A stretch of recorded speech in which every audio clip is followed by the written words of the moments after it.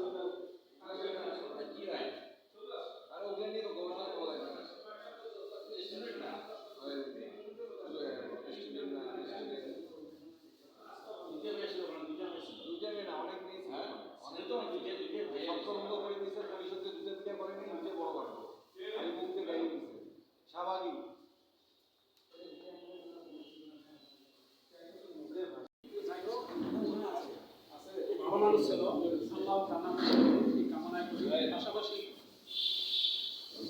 ও মানসিক টেনশন পারিবারিক টেনশনের কারণে আল্লাহ তবে সে অত্যন্ত ভালো ভালো সাংবাদিকতা, এখানে সাংবাদিকতা সে ছেড়ে দিচ্ছে ইয়া গণঅভিযান করছিল। গণঅভিযান শেষ করার পরও সে বলছিল যে ভাই বুঝত আমি আবার সাংবাদিক বাংলা বাজার পত্রিকা, এই বাংলা বাজার পত্রিকার কাজ হওয়ার পর এই যে এত খুশি আমার কৃষ্টি খাওয়াবে না বিজেপি খাওয়াবে বা দোস্ত আমার জীবনের প্রথম মানে জাতীয় কাগজে, আগে লোকাল কাগজে করছো নামানাল আর বিভিন্ন কাগজে, পরে বাংলা বাজার পত্রিকা পাওয়ার পর এই যে খুশি কোন খুশি এটা বলে শেষ করা যাবে না। তারপর যাই হোক মানুষের কল্যাণের সাথে এগিয়ে আসতো আমার জানা মতে। আমি খুব কাছের লোক ছিলাম। যাই হোক মানুষ মারা যাবে থাকবে না দুনিয়াতে, আমি দোয়া করি তার জানার বসে নসিব করে তার পরিবারের যেন তার পরিবারের সুস্থ পরিবারের জন্য সম্মান করে। আসসালামু আলাইকুম। সকলেই আগামীকাল এলইডি মিলনের জন্য উপস্থিত থাকবেন, এটা আপনাদের সবার কাছে অনুরোধ ছিল। ভালো উদ্যোগ। আর আগের থেকে পেশায় আছি পরশকে হত্যা, তার উপর যে পারিবারিক যেটা চাপ বিভিন্ন মহল থেকে রাজনৈতিক থেকে শুরু করে এবং তার বিমার উপর যে চাপ ছিল উপর থেকে যে এই লোকটা সংসার চালাতে পাশাপাশি ভাই বোনদের বাবা মার মানে ছেলেমেয়েদের লেখাপড়ার খরচ। মজনু ভাই একটা দোষের কথা বলবো না, তার ভুল ছিল, মানুষকে বিশ্বাস করতে হবে সহজেই।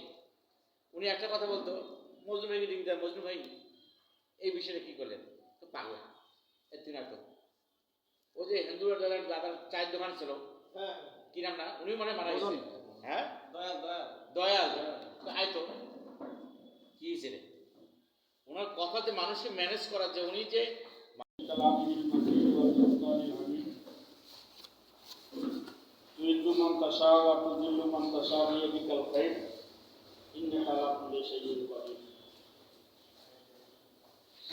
وقال رسول الله صلى الله عليه وسلم من صام رمضان إيمانا واحتسابا غفر له ما تقدم من ذنبه। আল্লাহ তাবারক তাআলা তার পাক কালামুল্লাহ শরীফের মধ্যে ইরশাদ ফরমান, সকল প্রশংসা এবং সেই মহান আল্লাহর যিনি আমাদেরকে আজকে এই ইফতার মাহফিলে সাংবাদিক মুফাক্কিরুল ইসলাম মজনুর স্মরণ সভায় উপস্থিত সাংবাদিক বৃন্দ সকলের প্রতি আমার সালাম। আসসালামু আলাইকুম ওয়া রাহমাতুল্লাহ। আসলে মজনু ভাই বিষয় যেটা বলা হয়েছে, মজনু ভাই কেমন মানুষ, মজনু ভাই নিঃসন্দেহে একজন পৃথিবীতে মানুষ দোষে গুণে মানুষ, তবে মজনু ভাই নিঃসন্দেহে একজন সহজ সরল মানুষ ছিল।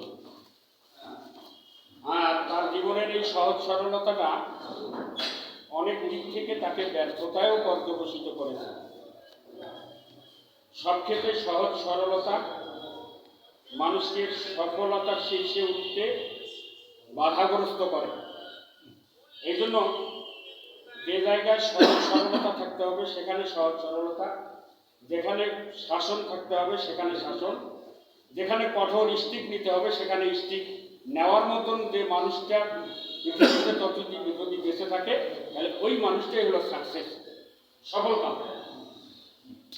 পৃথিবীতে মানুষকে আল্লাহ তাবারক তাআলা ইজ্জত অপমান এটি আল্লাহ তাবারক তাআলার হাতে। মজনু ভাই সহজ সরলতাকে আমরা স্যালুট জানাই, ওয়েলকাম জানাই, কিন্তু তার আজকে পরিবারের জন্য আমরা কিছু করতে পারিনি, এটি আফসোসের বিষয়। আসলে আমাদের দ্বারা কার বা কি করার মতো আছে, এমন কারো কোনো বিত্তবান আমরা হই যে একজন মানুষের ক্লান্তিকাল সময়ে 2, 4, 5 লক্ষ টাকা বা 20 লক্ষ টাকা দিয়ে তার পাশে দাঁড়াবো।